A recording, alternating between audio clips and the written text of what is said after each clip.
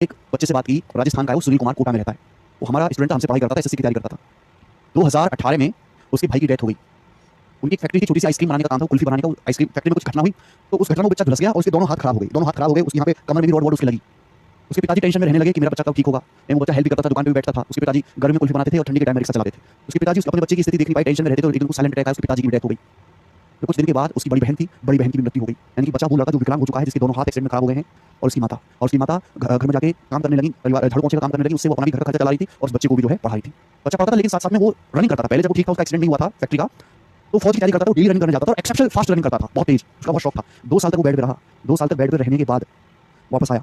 पढ़ाई से उसका सारा एकदम टूट चुका था। हमारी सारी वीडियोस देखता था, आप ही की तरह से बैठ पढ़ता था। उसने बोला कि मैं पढ़ाई नहीं करूंगा, मैं एज ए स्पोर्ट्स अपना कैरियर बनाऊंगा। उसने प्रैक्टिस करना शुरू किया। दोस्त हैं, और अब इस समय मेरे दोस्त 2-3 साल तक उसने प्रैक्टिस करी, डेली रनिंग करता था, और 4 उसने नेशनल मेडल जीते। 4 अभी तक वो नेशनल मेडल जीत चुका है, gold medal, bronze medal, silver medal सब जगह जीत चुका है, और इस समय इंटरनेशनल पैरा ओलंपिक में सिलेक्ट हो गया है, अंतरराष्ट्रीय। और ओलंपिक के जो खेल होंगे, तो उसमें पक्की गारंटी है कि ओलंपिक में जो दौड़ने वाली जो रेस वाला जो स्पोर्ट्स है, उसमें वो सिलेक्ट होगा। तो उसके अलावा इंडिया के पास कोई ऑप्शन नहीं है इससे बेटर। सुनील कुमार वो लड़का है।